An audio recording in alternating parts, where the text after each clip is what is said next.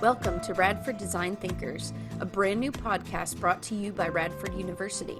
Program hosts include graduate students in the Design Thinking MFA program, whose intent is to share how design thinking is used to improve meeting outcomes, training, teaching, and general human interaction through connections in psychology and design.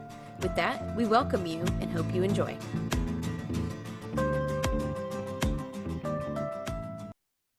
I'm Megan, and let me be the first to welcome you to Radford Design Thinkers, which is a series centered around furthering the understanding and definition of design thinking.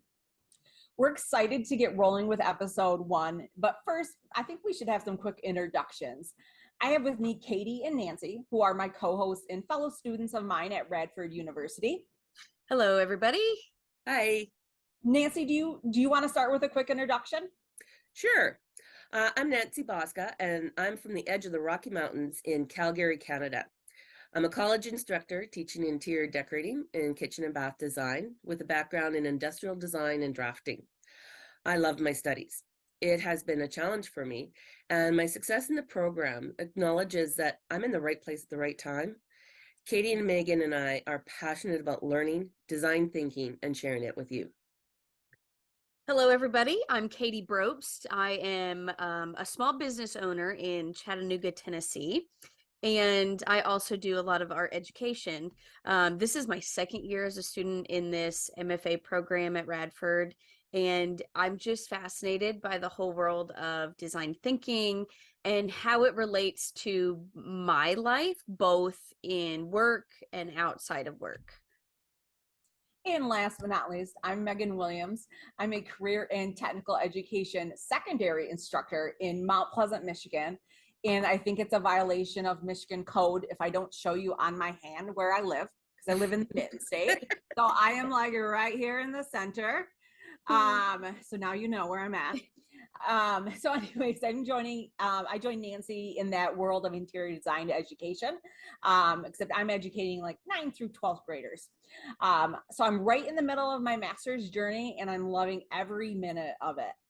So let's have Katie get us started. So why are we here today? Perfect. Okay, so the three of us have recently finished a course called Product Design with a Conscience, which is what sparked the idea to do this design thinking podcast. In that course, we read a few books. One of them was Thinking Fast and Slow by Daniel Kahneman, and the other was The Design of Everyday Things by Don Norman. And you don't need to memorize these titles. We're just telling you about them because we're going to, one, link them in the comments for your reference, and two, trust me, you are going to hear so much about these books in this series. So you'll know them by the end. These are the two books that led us to really start thinking about how we think. That's the point, that's the premise of both of these books. And, you know, it's not news that our brains are very intricate, vast organs in our bodies. And it's the science behind how we think that is so incredibly fascinating. And the more we discussed it, the more we realized, we want to share this information with everybody. So that's what brought us together for this podcast. So if you found our podcast, you've probably heard of design thinking in some sort of context. You know, maybe you're in the world of education, where you've been exposed to the real basic model, which is empathize, ideate, prototype, and test. And these are just the broad tenets of the concepts of design thinking, and just represent a way to quickly kind of market the term to the masses. And there's so much more to it. So that's part of the reason we're doing this podcast, to get more information out there about design thinking. We definitely don't know everything. So without sounding, too cheesy, this is kind of just as much a learning experience for us as it is for you. So why are we doing this podcast? I could say we're gluttons for punishment, and I've been accused of that many a times, doing work outside of class, but that wouldn't be true. This is not part of coursework, but an expression of our passion for our studies. As we explored the ideas in Kahneman books, Fast and Slow Thinking, or Thinking Fast and Slow, in conjunction with the concepts of human-centered design and design thinking, which Norman discusses in his books, There was little connection between these ideas, yet we saw those connections and we wanted to bring those connections together.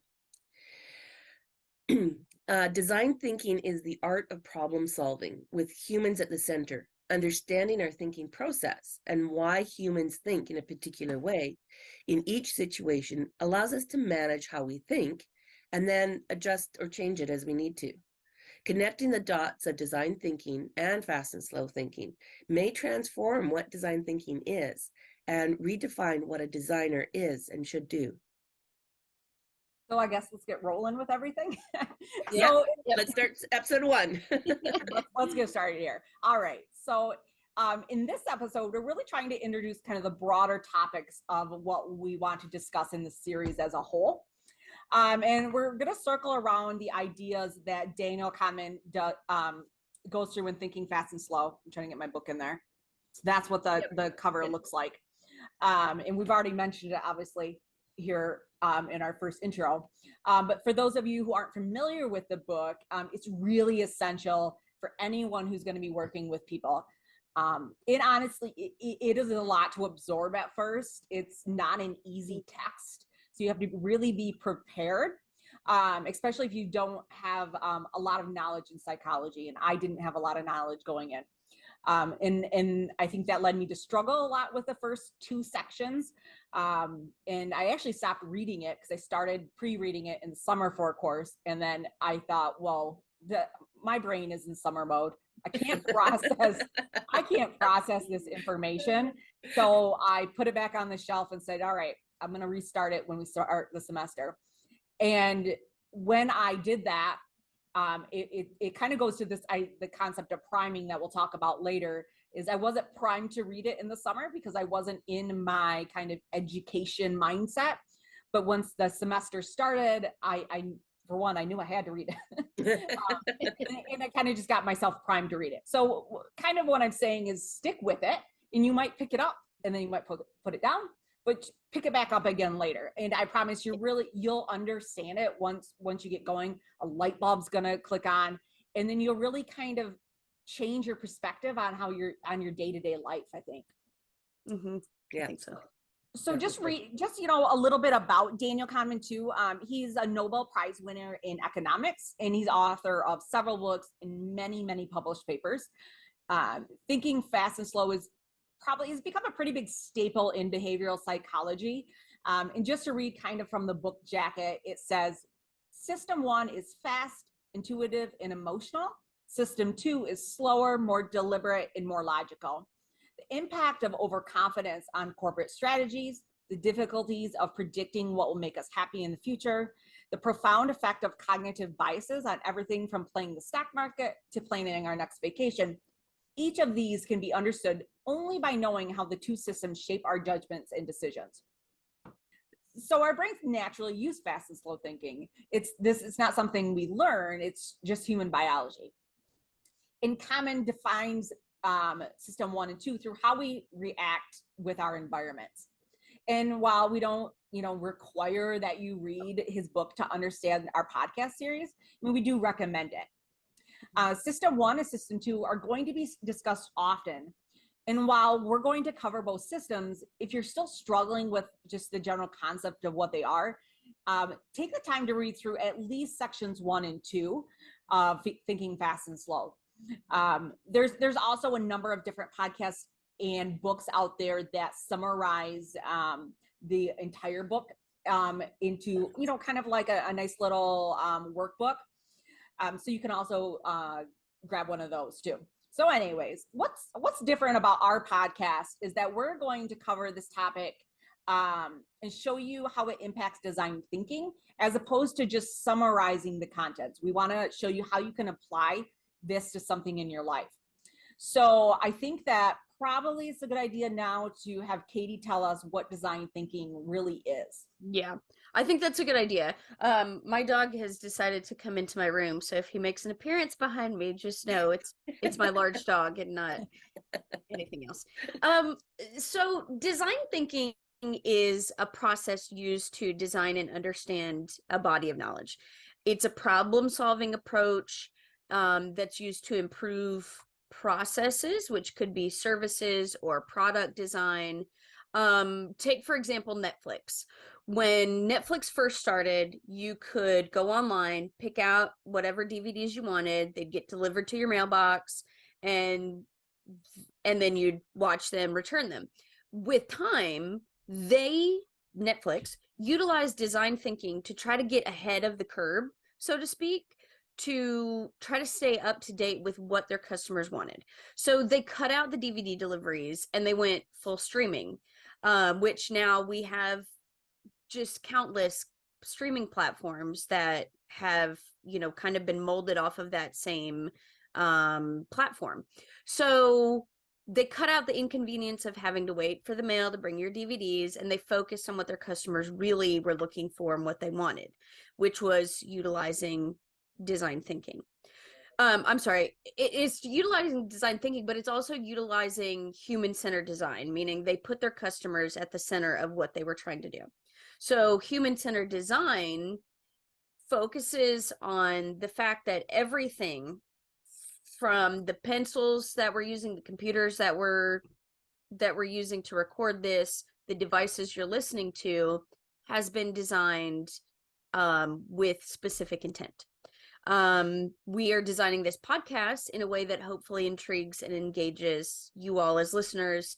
And designing for humans seems like common sense, but you would be very surprised with how many times products and experiences are not at all centered around human needs. So Don Norman goes into a lot. He will be referenced, as we said, throughout our podcast series, and especially content from the Design of Everyday Things, because it focuses a lot on that human-centered design aspect of it. So designers and design thinking or thinkers have a toolbox that help us to problem solve.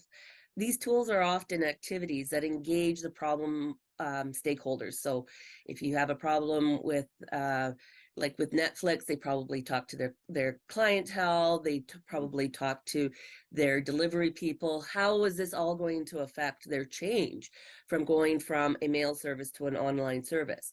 And that's what designers and design thinkers do, is that we look at those problems and then try to figure out, well, how are we going to solve it? So we need to talk with other people. We don't do this in isolation. We do this as a collective.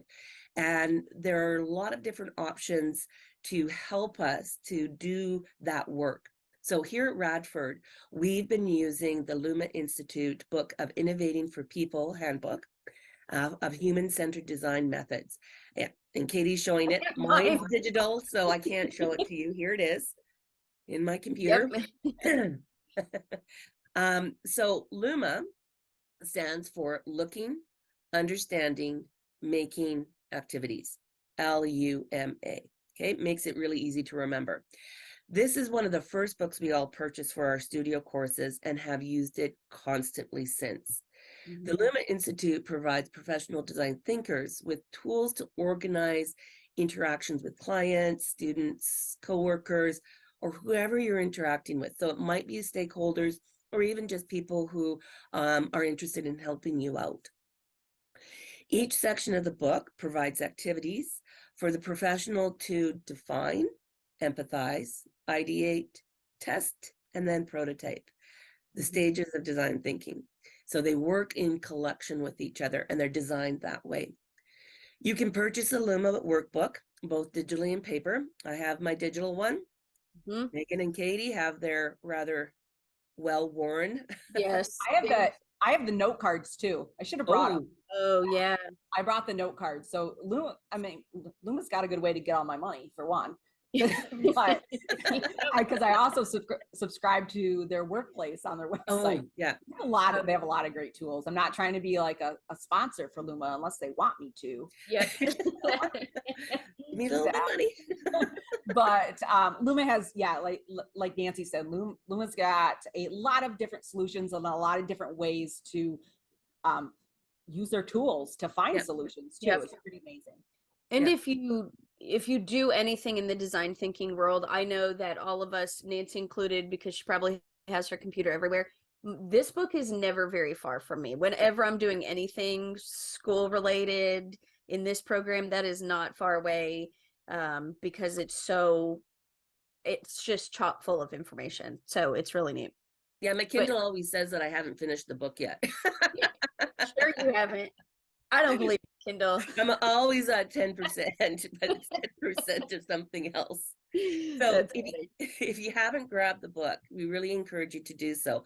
And we're going to put the link to Luma and information about all the books that we talk about or any people that we talk about in the YouTube channel below. So have a look at that.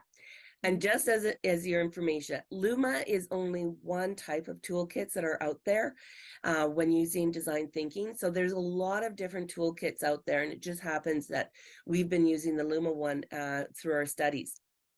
So as you listen and watch the series and you know of other systems, we would really love to hear about what you have in the comments below, because it's all about learning. And that's, we're all educators here and we're all students here. And that's a big part of what we're trying to do with this podcast as well. So let's move on now to fast and slow thinking. So Kahneman's book focuses on how humans think, categorizing them as fast, system 1, or slow, system 2, as Megan mentioned earlier.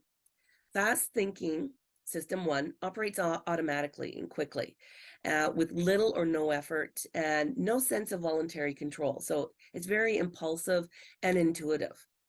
I do not do a lot of fast thinking. I just happen to think all the time, which is sometimes unfortunate. However, when we start to look at fast thinking as being that automatic thinking, I would say as a drafts person, that's when I start to get into automatic thinking, when I'm doing drafting and when I'm doing artwork. I spent half of my career, sorry for the voice, as a drafts person and primarily working on the software AutoCAD. So when using AutoCAD, I know how to achieve the end goal. I don't know what I'm doing. I'm just sort of moving my fingers, the mouse, and finding the right commands, and it just happens. But if I'm not in front of the computer, don't ask me how I do this, because it just happens. I don't think about it. So when I started teaching AutoCAD, Kahneman talks about something called flow, and that's what started to happen for me, was that there was an energy that occurred when I started to teach AutoCAD, and it just was this robot of information that was coming out of me into the students, showing them how to do the activities. It was just this automatic happening, and it actually energized me. Wouldn't have, well, I probably already knew that it was going to energize me, but it was unconscious thinking. I understood the application's language, so communication was quicker to the application, and it made it a lot easier for me to actually tell the students that I was working with what was happening and what the relationship with the language of the software to the outcome of the application. Nancy, when you teach it, do you steal the mouse from them and just show them? I do this. I do the scarier thing, and I look over their shoulder and I tell them what they've done wrong before they even tell me what the problem is. So that's even scarier. I can do that sometimes when I know what they're on, and they go, "Oh, I have a question on," and I'm like, "It's this." Yeah. Everybody asks me, "It's this." I can tell you how to do it from my desk. I don't have to come over there. I steal the mouse a lot. I have, and I think that's part of that that flow state you get in when you've got this, subconscious action that you're taking. You just, I know how to do it, and sometimes I just need to show you instead of verbalizing it, and that can be really difficult too. I think that that's part of that system 1 just wants to take over. And as a teacher, when you're trying to teach applications like that, it can be really hard to step back and verbalize the steps and let your system 2 kind of take control. Yeah, definitely. It becomes a challenge because also, especially with AutoCAD or a lot of softwares, is that you're actually teaching them a language. And that language is so incredibly foreign that the students are like, what are you talking about? Like it's even like doing hand drawing too, or painting, that it is something that we do almost intuitively as a child. But when we get to an older age, or we get into a more systematic process of doing the act, there's a new language that's happening that we sort of learn intuitively almost. Like I find both with drafting, because I've been doing it my entire life, and artwork, is that I do a lot of things intuitively and I don't know what I'm doing. And so when you're trying to explain that to somebody else, you have to do that slow down thinking to break down what's happening so that you can explain it to somebody else. So when I'm looking at doing my artwork, I have that same type of flow when I'm mixing colors. I had taken a color theory course about 6 years ago, and that learning about what the language is, so taking that intuitive that I knew and then adding a new language to it, basically allowed a better understanding of what was happening. And I actually find that with the design thinking courses that we're taking too, that I started to be able to understand what was happening with those colors. And so when I'm mixing colors now, I know why I'm adding the yellow to the white, or why I'm adding the green to the blue, and what is going to happen with it. So I've got my colors. I know how to mix them and what color I'm going to get from them, both acrylics and watercolors. It just happens naturally. So with Kahneman, he would say that I'm working with my intuition. It's that stored memory that I have of the information that provides me the abilities to mix the colors, or to know where to, do the drawings in AutoCAD. There's a sense of flow, and there's almost no control over it, and you just sort of let it go. And it's a really interesting process when you know what's happening. And that's what I really found with reading about Kahneman was he put the language in and what was actually happening when I was doing AutoCAD or working with color. So Megan, can you tell us a little bit more about what's happening with that system? We're talking about system one, right? Yeah, system one thinking. Yeah, but I want to touch real fast on what you said about language in here. Yeah. That AutoCAD, that program has its own language, and even, the mixing of paint is its own language. And my students actually get a foreign language credit for my class, because we are learning a language. And that's what career and technical education, most programs get a foreign language credit, because it's cultural. There's a culture of language in my classroom that not everybody understands. Absolutely. And that happens in our workplaces too. Our workplaces have their own culture, so they have their own language. And when we come across a culture that is different from our own, that makes system 2 has to kick in. So when we're working in our own culture, our own language, is, I guess what I'm trying to say is, that's when our system 1 is going. And then our system 2 will come in when we're kind of running into a wall of maybe a group that we're not as familiar with. So wanted to touch on that. Yeah, that's a good point. That's really interesting too. I like that. That's cool. Yeah, no, it is. And when I first started, I was like, really? Foreign language? But the more I got going, the more it made sense. I mean, like so many of the different programs, we've got mechanical drafting and automotive. They all have their own language that not everybody understands. So. That's really great. Yeah. So a little bit more on, I think, natural mapping. Natural mapping is how system 1 understands, the color of, that Nancy's using when she's mixing her colors. She doesn't have to measure precisely how much color she's using, because her system 1 just knows how to mix it, knows how it's going to get there. And that's how it can make the perfect shade of green for your Canadian trees up there. Here's my cheesy line. So that's something I kind of want to touch base with. Okay, so that cheesy line's here for a purpose. So Nancy's in Canada, I'm in Michigan, Katie's in Tennessee. But what if I was from Antarctica and I'd never seen a pine tree before? Which is kind of extreme. I don't think anyone's from Antarctica, but I didn't do research on that. So just roll with it, okay? So what I'm trying to say is our culture impacts the natural mapping that system 1 creates. and that's kind of what we were touching on earlier. We come to rely on these natural maps, and we'll learn in a few minutes that system 2 does the real hard work, but wants to take shortcuts whenever it can. And work smarter, not harder kind of concept. So it would rather have these maps to rely on, or rely on signifiers to kind of solve a problem. And that's the first big flaw of system 1 is reliance, because it relies on maps, it relies on biases, it relies on a lot of different things that can lead us down the wrong road. So as designers, we hope to avoid any potential confusion by incorporating signifiers into our work. And a signifier is pretty much just as simple as it sounds. And it's something that is covered by Don Norman quite a bit in his design of everyday things as well. But it's just a way to signal the identification of a task. Sometimes it's real obvious, like a picture of a deer on a caution sign. If you're rural, that'll make sense. If you're not from the country, that might not make sense, but we do have signs for deer. And moose. And moose. I don't have a moose one. We have moose ones. I have moose ones. Nice. And the sign was actually just redesigned for the. Oh, for really? country. Well. Wow, fancy.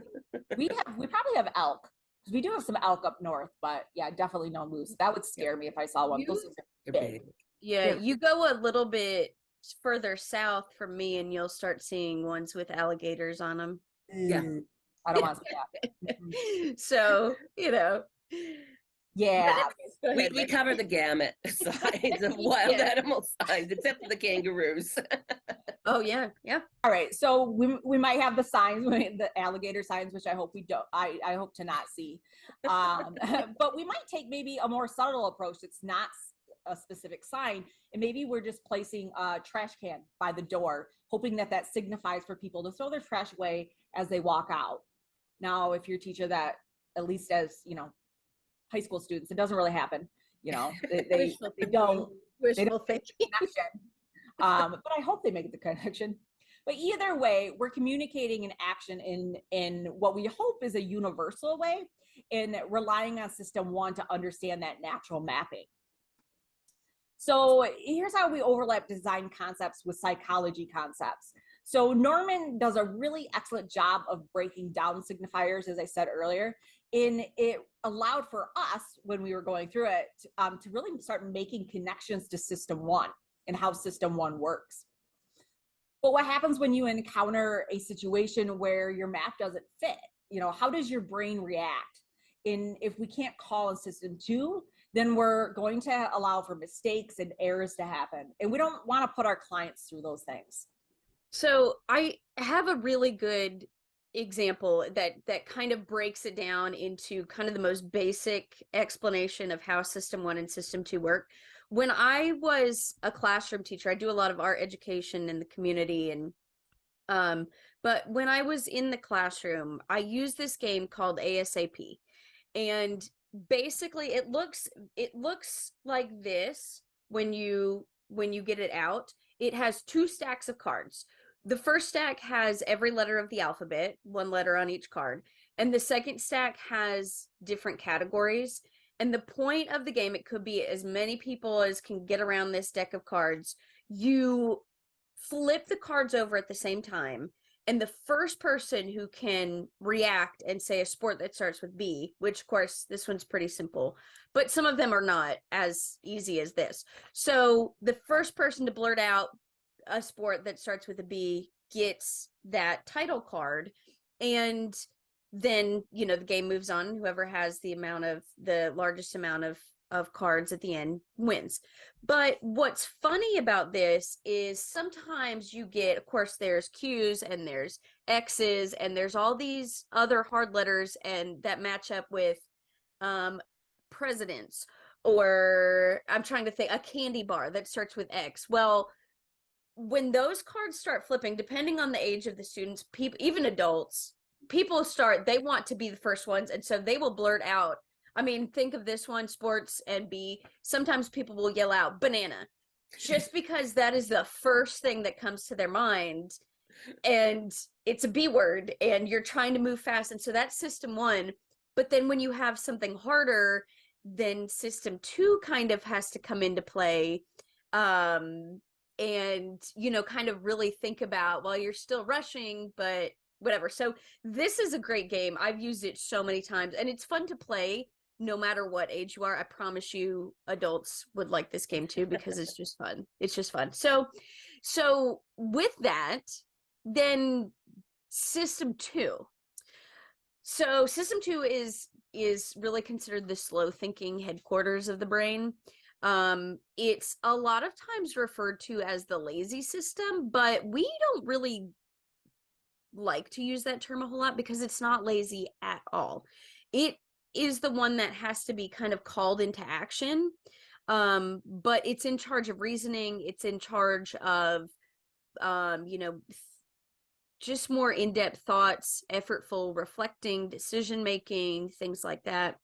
And if you think about it, these two systems work together in your brain. You have one that's ready to jump into action, and then you have system 2 that's like, all right, I'm not going to come until I'm called. So that was where that term of it being the lazy system comes into play. But like we said, it's not lazy at all. It's in charge of so much. So we don't want to discount its importance. It's the manager of self-control for sure. It's and when system 1 jumps to conclusions about something really important, system 2 is the one. It's kind of like, think about it as like your conscience and your it's the one to say, okay, whoa, let's slow down, let's take a step back. Is this the best thing to do? So it's definitely in charge of impulse control for sure. Yeah, so I actually live in slow thinking. I was diagnosed with dyslexia when I was about 7 years old, so I've lived with it my entire life. And spelling and writing are a real challenge for me. Yet that's all that I've been doing with my graduate studies and as an educator for the past 18 years. I just write everything. But with dyslexia, I don't hear small nuances with words. So I can't translate those sounds into how it's spelled. So if a word starts with a F or a PH, or if it's an S, C, or K sound, I don't know. Like, it just doesn't resonate with me whatsoever. So I need to think about every letter I type. I repeat in my head, and sometimes I even sound out the word to figure out how the letters might be arranged, and use Grammarly and spell check. And one of the best things in my life was when AutoCAD had spell check. But it's this part of substitution, of breaking down the elements into smaller sections, both to help me to remember how to spell words, and I still don't remember how to spell some words, but also to help me to find the solution. So I slow down, I break things down, I try to find the solutions when I'm spelling words. So even if I'm drafting an email, even to my students, it might take me half an hour to write an email because I'm rearranging the words to make sure that it has the correct meaning, and also to make sure that I'm telling the right story to the person, that there isn't any spelling mistakes in it, because I'm expecting my students to do the same to me. So, we're trying to elevate my college students to a professional level, which means not texting, but writing proper emails, slowing down, making sure you know what you're saying, and all that kind of stuff. So I'm getting better at this with my graduate studies. However, it still requires me to stop, think, consider, edit, rewrite. Like I said, check with Grammarly again and again and again. Spell check before I hit send, when I do remember to hit send. So I forgot to hit send today. I have excellent marks with my written projects in graduate school, but that was not the case in undergraduate. I work hard, ridiculously hard on my writing. I married my editor too, so that even helps me even better. Even with this podcast script, I had to look, what am I saying? How am I writing the words? Does it make sense? And we all work together to make sure that everything had a flow to it as we're moving through it. So living with dyslexia, I often self-reinforce that I can't spell, okay? Kahneman calls this the availability cascade. Uh, I always have a challenge with spelling because of my dyslexia. Because of the dyslexia, I can't spell. So I'm just reinforcing myself over and over again. My spelling challenges then were reinforced when I was younger by teachers and classmates saying things like, well, you're stupid. Why can't you know how to spell those words? I'm a little bit older than Megan and Katie, so it was a very different environment where I grew up in in schools, especially elementary school in the 70s. So they're telling me that you did it wrong, and yet I had no idea what I did wrong. I couldn't figure it out because my brain was wired a little bit differently. So this ended up equated being called stupid when I was younger. Now, because I understand what's happening in my brain with fast and slow thinking, but also with having a better understanding of what the dyslexia is doing, I can now slow down and question what is true. Am I actually stupid, or is it just breaking, sort of changing my mindset and breaking that availability cascade? Fast thinking is not an option for me when I'm writing.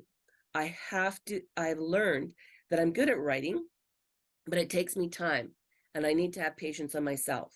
So I have to slow down.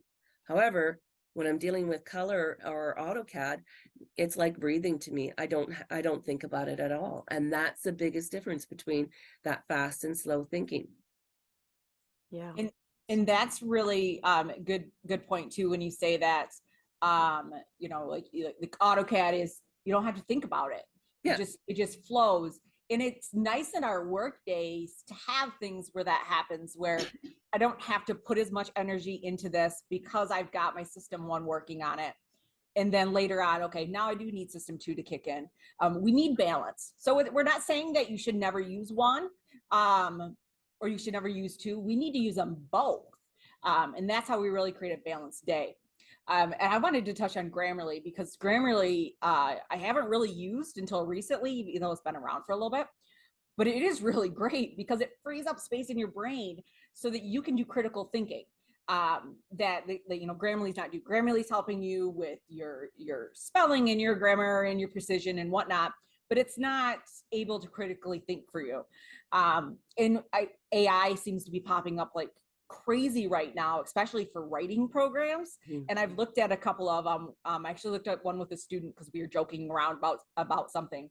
So we were playing around with, inputting a few things and seeing what it would write. And it was all fun and games, but AI programs can't critically think. They can only take information and summarize it and merge it. They're not able to do the critical thinking skills and the solving of the real wicked problems that we have. So as we mentioned earlier, human-centered design and design thinking often go hand in hand. Human-centered design focuses on people who are going to be using the product or service being offered. And I don't think we touched on this earlier. When we say product, we're not just meaning a physical product like my pen. We're also meaning the production of a presentation, a podcast like this. All of those things are products. So when we have human-centered design, we're focusing on what is it they really need? Like, what is the actual problem? Because sometimes the problem's not presented, or the problem they're presenting they think is the problem, but it's not really it. Mm-hmm. If it made sense from all that I just kind of said. Yep. But anyway, we're not going to get into human-centered design on this episode too much. We're going to dive into it next podcast because we already think we gave you a lot of information. Yeah, and everybody, all of these things that we're talking about, keep in mind that this is podcast number 1. So we have so much more to say and share. And if there's anything in particular, any specific questions or anything, and I think Nancy mentioned this, but comment on this and let us know if there's a specific topic, because we're happy to do whatever you guys want to hear as well. But the gist of this is that it doesn't matter what you do. You could be a small business owner, you could be an educator, you could be a nurse, you could be a student. Product design affects your life. It is everywhere. It is literally everywhere you look. From the clothes on your back to the device you're listening to this on. And with the use of design thinking methods, and thinking in general, we can improve the way that we see the world and help those around us to solve problems that are faced in the workplace, in life in general. So throughout this series, we're going to be touching on various aspects of the process of thinking, how our brains work to make sense of the world around us, design thinking, human-centered design. And each episode is going to dive deeper into some of the most important and interesting aspects of this fast and slow thinking. So that's why we wanted to kind of really do a deep dive on this today and in this episode, so that you get a better understanding of what fast and slow thinking are. And so be sure to hit the subscribe button, and don't miss the next episode coming soon. It's going to be coming your way in a few weeks, and we're going to be talking about human-centered design in that one. So thanks for joining. Thank you. Thanks.